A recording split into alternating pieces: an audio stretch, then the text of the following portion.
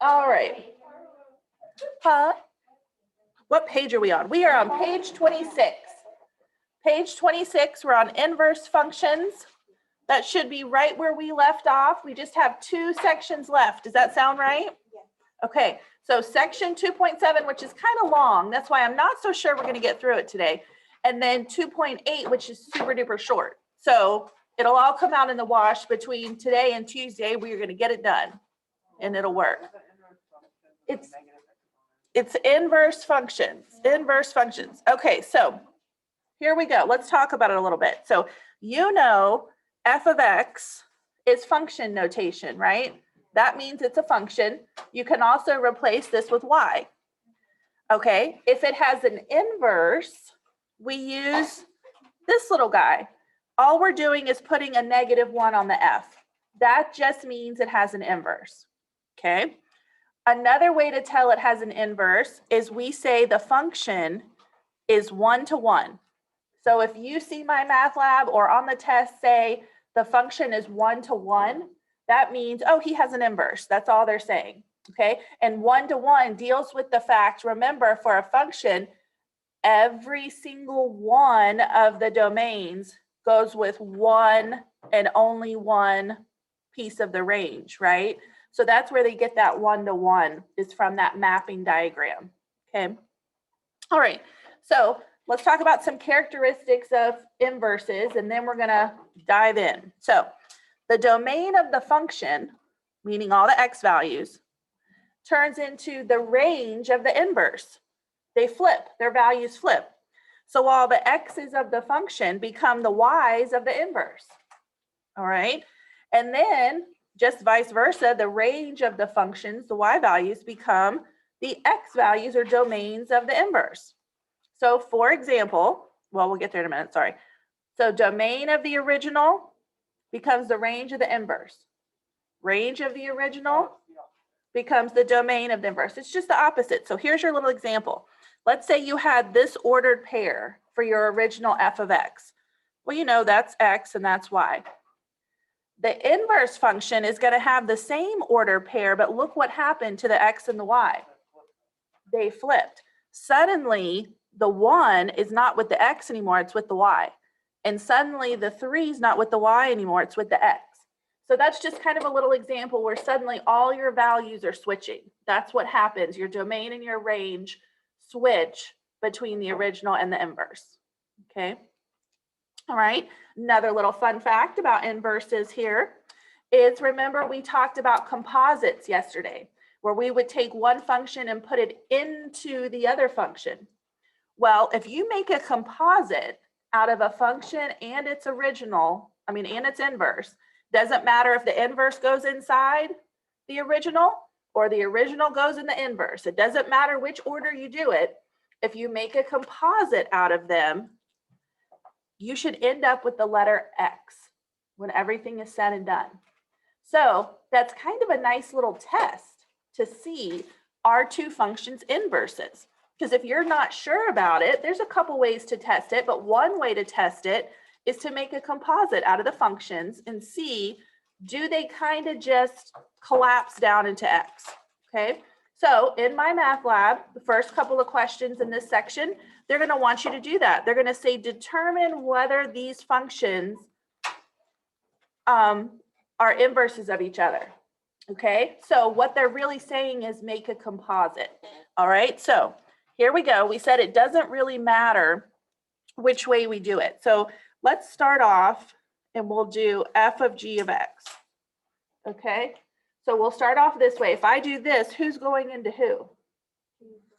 G's going into f, right? So this whole thing, I know it's a fraction, be strong, okay, is going to go into the x.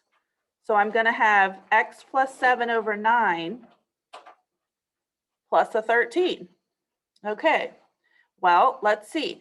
I need to combine these two. So if I want to take 13 and turn it into some kind of fraction over 9 so that I can combine these, I'm going to have to multiply top and bottom by 9. That's actually 117 over 9. So this is going to turn into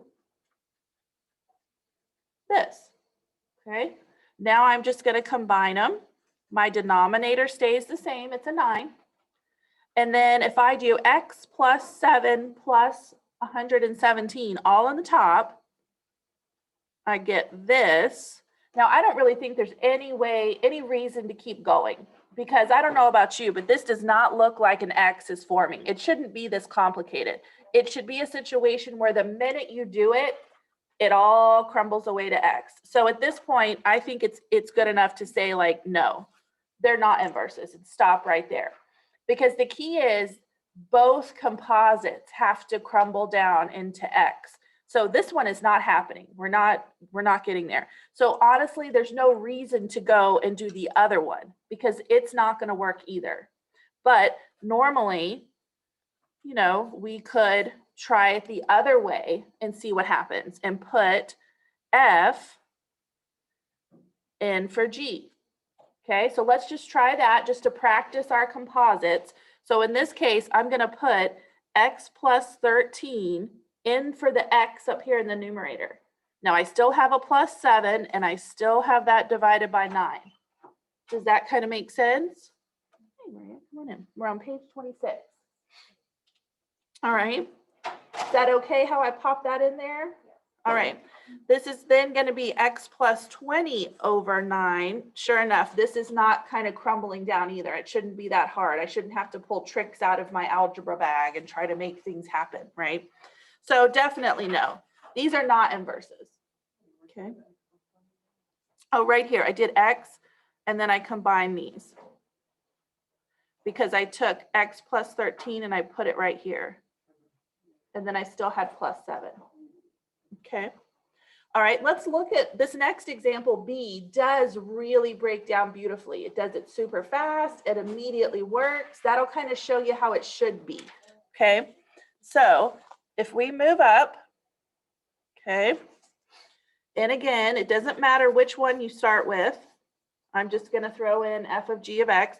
So in this case, remember, I'm putting g into f. So I'm kind of sealing off g, and I'm putting him in for the x in f, okay? So I'm going to have 3 times this plus 4. Okay, everybody all right with that replacement? Okay, what's happening here with these 3's then? They cancel. Then I'm left with x minus 4 plus 4. The 4's cancel. See how just like immediately the x just kind of happens? Does that, see how it's not forced, it just kind of does. And then sure enough, that would mean these two are inverses. And that's enough that you can stop there. But let's go ahead and just look at the other one, just in case that's the one that you chose, because technically they both have to do it. You know, it's just that usually if one does it, they're both going to do it, you know. Okay, so let's try the other direction. Okay, so now for this one, I'm going to put in 3x plus 4 right in the top of G. So I'm going to have 3x plus 4 right in the top there, a minus 4, and then a divided by 3. Some of you already see that's going to immediately cancel out, right? These 4's cancel out. I get a 3x in the top divided by 3. The 3's cancel out. Sure enough, these are inverses. So they are inverses, okay? Yes, so they're inverses because they're related. They're the opposite operations of each other. And so when you put one inside the other, all the operations cancel and you're left with just the variable. Oh, okay. You know, because you can kind of look at this even and see, like, look for just a second. This one has a plus 4. What does this one have?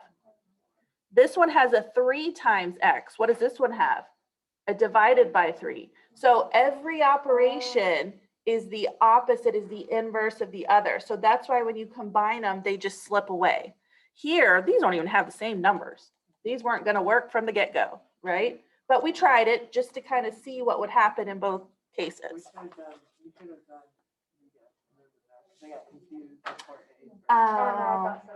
Oh, well, I'll make a note. I'm gonna make a note here on my packet. We're gonna do this one first. Okay, all right. Are we good on this guy? Can we switch to page 27?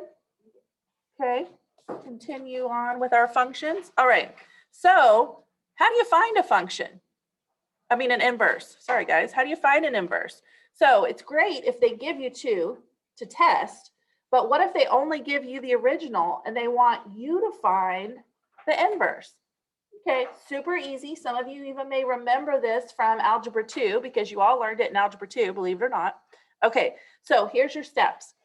You're going to replace f of x with y. Okay, so here we go.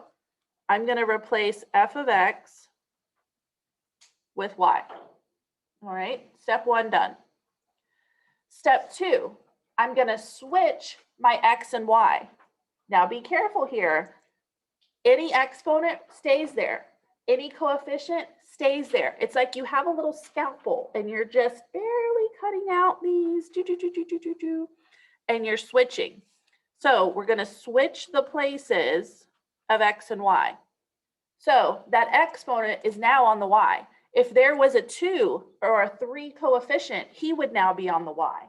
Everybody see that? We just switched their places. Okay, step 2's done. Now we're going to solve for the new y. We're going to solve for the y. Now, if there's an even exponent on the y at this point, a square, for example, stop. Your inverse does not exist. Not all functions have inverses, right? It's about 50-50 whether they even have an inverse. And we'll talk about why that is on the next page.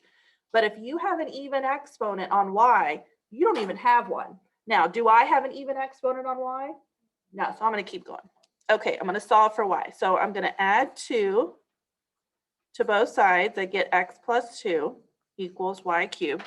All right, I need to solve for y though. How do I get that cube off? How would you get a square off? Yeah, you would take the square root. So for the cube, I'm going to take the cubed root. There we go. Okay, so then what I'm going to be left with is the cubed root of x plus 2 equals y. Okay, it's just like if you had a square situation. All right, last step, replace y with your fancy little inverse notation because that's going to show, and you can do it on the left if you want or the right, but that's going to kind of show everybody, oh, wait a minute, he's an inverse. And there you go. Okay. All right, is everybody okay with that? All right, let's go back for a minute and talk about this weird little step in number 3. Okay, so it says that if there's an even exponent on y, the inverse does not exist. So think way back to section 2.1, which I feel like was 10 years ago, where we talked about if it's a function or not. So remember, we said it's not a function if we have a square, an even exponent on the y in the equations. Because remember, then it's like the x is going to 2 separate, there's 2 lines coming out of the x there. Do you remember that way back when? So because of that, remember your function rules, we have to be really careful here because that would mean the function itself doesn't even really exist, right? So it definitely can't have an inverse. Okay, so if we look down here, okay, automatically I'm hearing that doesn't have an inverse. Okay, well, let's keep going. Let's look at what's going on with him. So we replace our y, or our f of x with y. We switch them, and then bam, look what happened here. Suddenly, we have an even exponent on the y. So we have to put here that the inverse does not exist. Now, I was just lazy and I put D and E. That's just it does not exist. And that's because of your function rules. So how did some of you see that right away from the beginning? You didn't even have to do this. How did you figure it out from the get-go? Because the x had an even exponent and you knew you were going to switch them.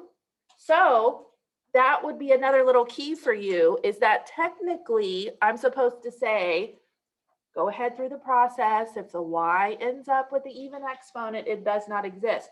But you guys are smart enough to know that if the x has the even exponent from the beginning, you're going to switch them and it's going to go to the y and it's going to be a does not exist. So you can stop it immediately. Okay. All right. Look at some graphs. Is everybody okay if we flip that? Okay. All right. So we can find an inverse algebraically. Can we find it just visually from a graph? Okay. Well, remember we use the vertical line test to see if it's a function. Remember that? You can only touch the graph in one place at a time. To see if that same graph has an inverse, we use the horizontal line test. So now you're just turning your pencil or your finger the other direction, and it can only touch in one place at a time horizontally. Okay, so for example, all right, look at this little guy. He's like half a circle. He definitely is a function because he passes the vertical line test. But when I flip my pencil and do horizontal, does he pass? No. So no inverse, or inverse does not exist. However you want to write it, they're both fine. Okay. So we have to think about that. That is going to eliminate a lot of functions, a whole lot, because not only is it going to eliminate any kind of arc that would horizontally present a problem, think about all the parabolas in the whole wide world out there. Remember all of them? Whether they're up or they're down, remember all that? Those are all functions, and we use the heck out of parabolas. What happens with the horizontal line test? We see that parabolas do not have an inverse. That's going to be a big problem we're going to run into in the next couple of pages, okay? And we're going to learn how to fix that because we need some parabola inverses, okay? All right. So HLT, that's just Ms. Holcomb being lazy. That's horizontal line test, okay? So remember, functions that pass the horizontal line test are called one-to-one functions. I want to kind of get you used to that language because on the test or in my math lab or in other classes, when you read that, that tells you so much. First of all, it tells you it's a function that has an inverse, that passes it graphically and algebraically, right? That gives you some good information. All right. So another little clue graphically is that if you graph a regular function and his inverse on the same graph, because the domain and range flips, they are a reflection of each other over the line y equals x. All right, what is y equals x? Well, if lines on graphs could be famous, he's a rock star, okay? So he's a very famous line. He cuts through the first and the third quadrant. That's the line y equals x. So if you graph your function and his inverse on the same graph, and then you were to fold them right on that y equals x, they would lay right on top of each other. So they're just reflections right over the top of that, okay? So it kind of diagonally cuts everything in half. Okay, here we go. So let's see. Use the graph of f. Oh, he's so hard to see. You can probably see him better than me. Here's some points. Okay, so here's f. Okay, to draw the graph of its inverse. Okay, and then on my math lab, they're going to ask you to identify that graph. Okay, well, here we go. First of all, they gave us 3 really easy identifiable points for this. So let's just write those down. Okay, so this one up here would be 0, 6. This one right here would be -1, 0. And this one down here would be -2, -6. Everybody agree with that? Okay. So one way that we could find the inverse, flip those point coordinates and then graph those. So if our original had 0, 6, we are going to have 6, 0. Okay. If our original had -1, 0, we're going to have 0, -1. And if our original had -2, -6, we're going to have -6, -2. All right, perfect. Let's graph those. So 6, 0 is going to put us right here. Okay. 0, -1 is going to put us right here. Okay. And -6, -2. Let's see. -6, -2. Put us right there. Okay. I wish I had like a super straight line. I might just use my calculator thing because otherwise I'll never get it. Okay. So this was our original. Let's see. Okay. That's our original f of x. Okay. Now I'm going to connect these points that made our inverse. There's our inverse, kind of. Okay, so here's our original. Here's our inverse. We know that those are going to be correct because if we then go in and we manage to graph, okay, y equals x, right? That, or x equals y, however you want to see it, that little line that cuts right through the middle, what do we see? We have a perfect reflection of each other. That if we were to fold that right on the line there, on this line, those graphs would touch exactly. Okay, so that's what you're looking for when you're looking at a graph on MyMathLab to try to figure out if they have an inverse, is you're just going to kind of imagine this graph, this line in the middle, and see, do they fold on top of each other? If that's a little confusing for you, list the points. Find some points from the original, write them down.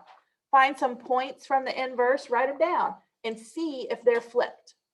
Okay, and then you'll know if it's really an inverse or not. Okay. So we're going to practice that on the next one. We good if I flip it over? Okay. All right, so this came off MyMathLab, so it's a little blurry and weird. Okay. So this is the original that they're giving you, f of x. They want you to click on which of these shows the original and the inverse together. Okay. So they all have the original. I think that's pretty obvious. What we want to know is which one also has the inverse. So a couple of different ways we could do this. We could take the little imaginary line and kind of, you know, put him on here really lightly and see if we fold this in half, which of these two lay on top of each other? Well, I think we can eliminate B. I don't know what B's doing, but he's not laying on top of each other pretty. And I think we can eliminate C because he's a little wonky too. I don't know. A and D both look like maybe they're laying on top of each other. I'm not so sure. But if that looks confusing, they gave you two nice little dots. Let's figure out what these dots are and then see if we can find the graph that would have the inverse points. Okay, so this point to me, let's see, 1, 2, 3, 4, 5, 6. Yep, every tick mark is 1. So this is going to be 0, 1. And it looks like 2, what do you think? 2, 1, no, 2, 2. I'm thinking 2, 2, or even maybe even 2, 2.5 or something, right? Because here's 2. Yeah, something like that. Whatever you think, but definitely not 2, 1 over here. Okay, so then if we switch them, okay, I'm looking for the point 1, 0, and I'm looking for the point 2, 2 or 2.52, just depending on wherever you think that point is, right? Because he's kind of weird. All right, so I see my original here. Here it is, which means the other 2 points have to lie on this line. So this is definitely a 1, 0. And then this one, yeah, that looks like A is going to be it. but let's keep checking, okay? B doesn't even have 1, 0 on here. C doesn't have 1, 0 on there. Okay, now D has it. D has 1, 0, 1, 0. But does D have 2, 2? No, it's got something negative down here. So that can't be him. So that's going to be that one. So you can either eyeball it and think about reflection over the line, or you can come up with the points and switch the X and Y placement and see it that way. Does that make sense? You can kind of do it either way. Okay. So all we did was switch the placement there, and this one had both those points. All right. Moving right along. Okay. So we were talking about parabolas. And I just can't stress to you how important parabolas are in everyday things that happen. Things that you don't even realize are a big deal. And we're going to get into that. We're going to spend a whole chapter on them, you know, after test 2. But parabolas are a pretty big deal. And so sometimes we absolutely need parabolas to have an inverse. They have huge implications in engineering and in physics. And so sometimes we really need to force an inverse to happen. Okay, so if a function fails the horizontal line test, we can restrict the domain, and that way it'll pass. So let's think about this. Okay, find the inverse of f of x equals x squared. All right, well, first of all, I'm not even going to worry about the little thing that's next. Let's forget about the restriction on the n, and let's just look at f of x equals x squared. That's a little parabola right at the origin facing up. That's what f of x equals x squared means. Okay, well, he definitely fails the horizontal line test. Everybody agree with that? I mean, he fails it everywhere. There isn't a single place in the whole wide world where he doesn't fail the horizontal line test. Okay, what is his current domain? Right? He's getting just bigger and bigger and bigger. His current domain, yeah, is negative infinity to infinity. Well, look at this little thing. Now they're giving us a restriction, and they're saying to us, well, actually, if you just take the positive values where x is equal to 0 and bigger, then it would have an inverse. So if I restrict it, okay, if I put this little restriction on, then all I have is this side. Everybody see that? Then that's all I have. That suddenly makes my domain 0 to infinity. Now it has an inverse and it passes the horizontal line test, and we're good to go. Does that make sense? Now, you could have absolutely chosen the other one. You could have said, my restriction is going to be x is less than or equal to 0. And then all you would have drawn would be the negative side. That's okay. Just depending on what you need, you would choose that side. The point is, you have to pick a side. You can't have both, because then it fails the horizontal line test. Okay, so for this particular problem, this is what the function is going to look like, because we're restricting it. Okay, all right. So restricting the domain to this means the inverse exists. Find it. Okay, so my original is this. Everybody agree with that? And I have a little restriction. Now we want to find the inverse. Since we've restricted it, it definitely exists. So let's go through our steps. Step 1, we're going to replace f of x with y. Okay. Step 2, we're going to switch. Okay, I already heard, oh, it can't. No, it can't, except that now that we have a restriction, we can keep going. If you have a restriction, you just continue on. It's only when you don't have one that you're going to have an issue. So let's look at what happens. Okay, if we keep on and I'm solving for y, what am I going to have to do? Square root of both sides, right? And when I do that, I get plus or minus x equals y. This is the problem for the inverse. This means the y is going to two different x's. Just like for the original, when the x would go to two different y's, we would get in trouble. This is why we have to stop normally, except that I actually don't have plus or minus root of x because I only want x is greater than or equal to 0. So I don't have both of these. So which one am I going to pick? The positive or the negative? The positive.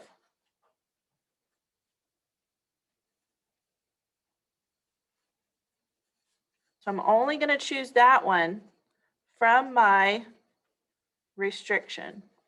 Okay. And so then, of course, you don't have to have the positive on there anymore anyway. It becomes, there's your inverse. Okay. And you were able to find one given that restriction. Okay. So if you don't see a restriction, if you want to flip back to that other page where it just said find the inverse, there were no restrictions. If you come down to a y squared, you're allowed to stop and say does not exist. But if you have a restriction, you have to keep going. And what's going to happen is at some point, you're going to have to make a choice. So what if this restriction said x is less than or equal to 0? Which one would we have chosen? The negative root of x. And that would have been our choice. Okay, so they'll tell you which one to pick. And if they don't, then you say it does not exist. Okay, so let's talk about what this means for domain and range. Everyone okay with this? If I switch it, we're going to do more examples. We're not just moving on, I promise. Okay. All right, so if we want to find the domain and range of both the original and the inverse, we're going to find the domain of the original first. That's the range of the inverse, right? Then we're going to find the domain of the inverse. He's the range of the original. So basically what this means is find both domains first. This will give you the range of each, right? Because they switch. The domain of one is the range of the other. So find the domain of both first. That's all you need to find is the domain of both. That's easy enough. Then that becomes the range of both and you're done. Okay, so we're going to do a little example here. Let's flip back to the other one that we just had, just to make sure that we're clear on how this works. And then we'll do the example that we have on this page right here. Okay. I'll let you finish writing that. So let's flip back and look at that other one that we had. Okay. So if we flip back over here, okay, so our original is this with the restriction. Our inverse is this. Okay, so I need the domain in the range of the original, and I need the domain in the range of the inverse. Okay, so first of all, let's find the domain of the original. The domain of the original is that x has to be greater than or equal to 0. Okay, well, that's a hard bracket 0 all the way to infinity. Okay, is everybody okay with that?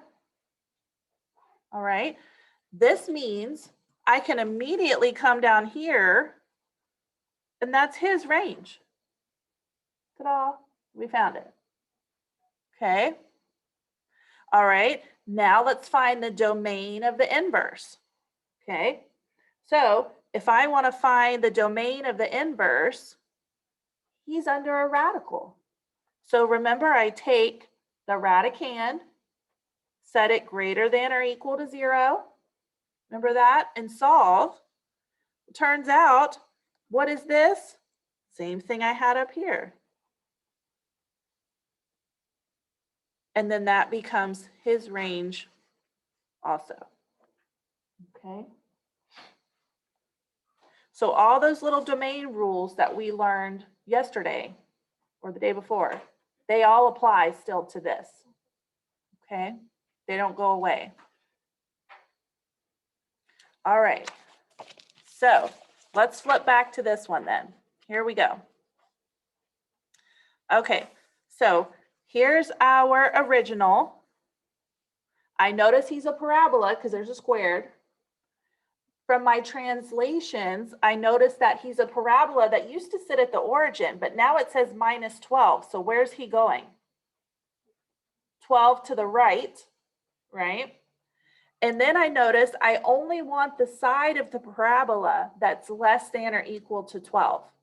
Okay, so I want that sort of negative-ish side. Okay, so that's what's going on, just so you can kind of picture it in your mind. Okay, let's go ahead and find our inverse. So here we go. I'm going to replace f of x with y. Okay. Now I'm going to switch. There we go. Okay. Now I have to solve for y. I have to get him out of there. So he's got a square on him. Now is when we do square root of each side, right? We're going to get plus or minus root of x equals y minus 12. At this point, before we finish, we have to make a choice, right? We have to make a choice. Do we want the positive root of x or the negative root of x? Because we can't have both. Here's the deal. You look at your restriction.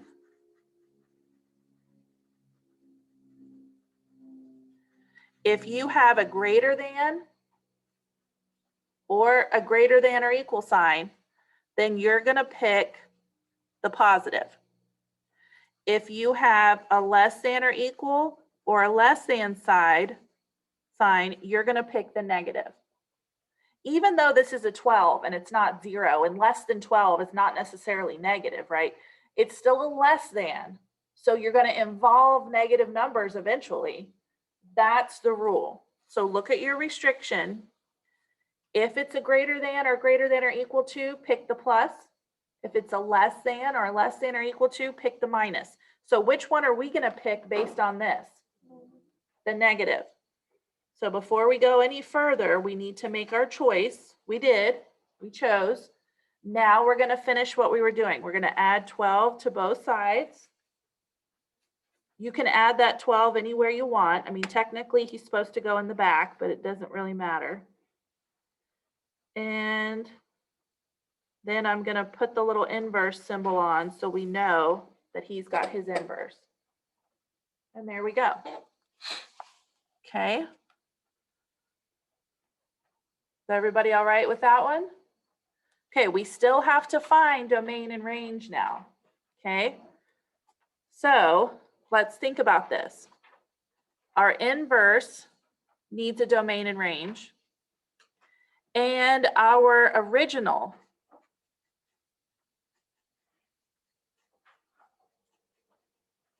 needs a domain and a range. Okay, maybe I'll move this so it's not so confusing. Okay. Domain and range, he needs a domain, he needs a range. Okay, here we go.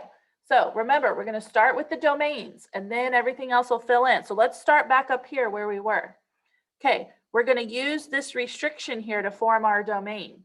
If you want to graph that on a number line, if that helps you at all, you can. You're going to have a hard bracket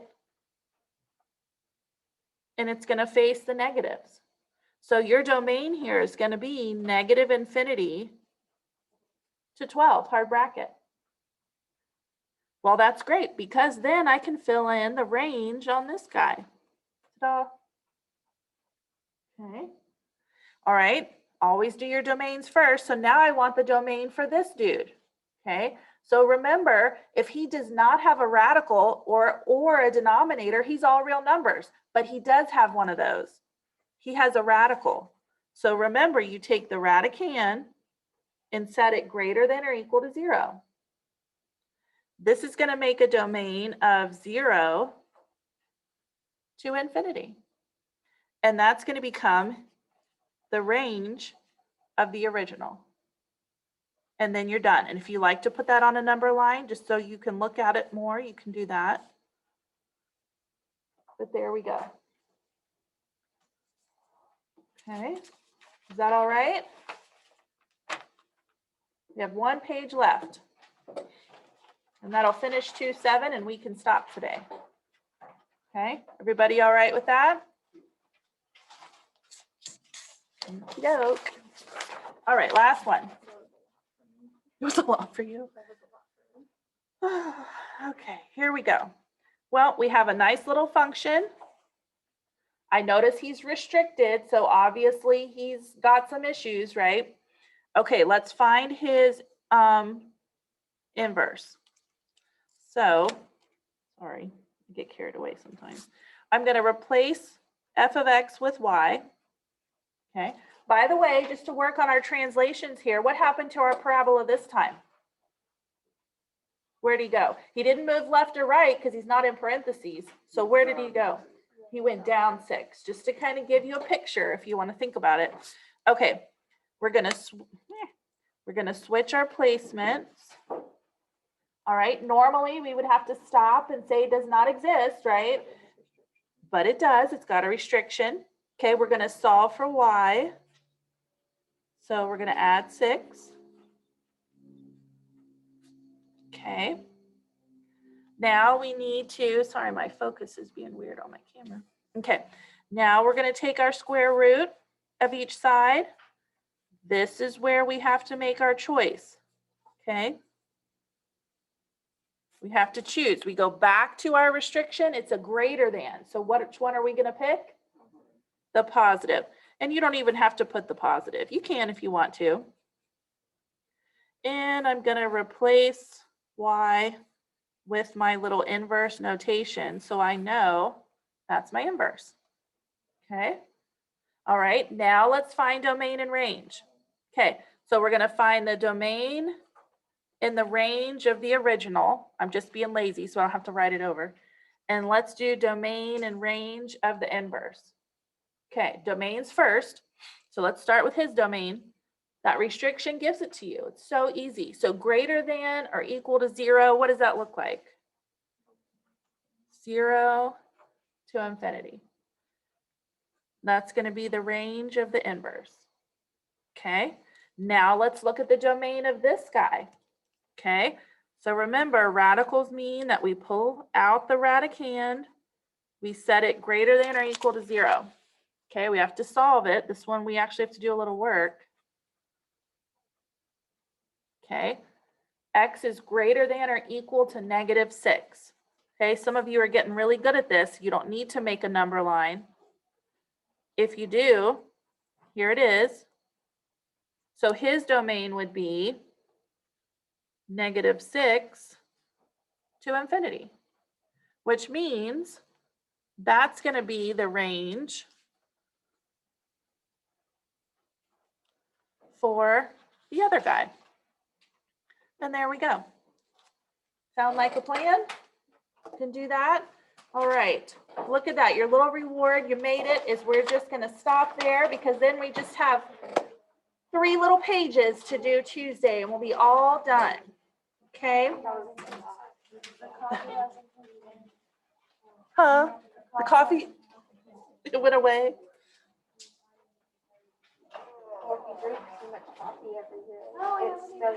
It's like my first time getting coffee since.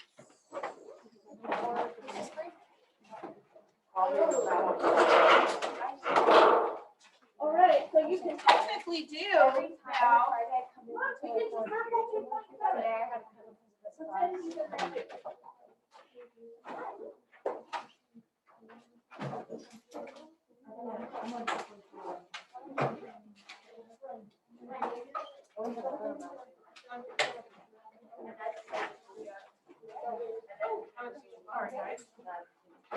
All right, have a nice weekend, a nice long weekend.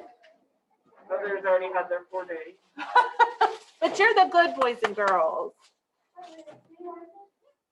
Are we now?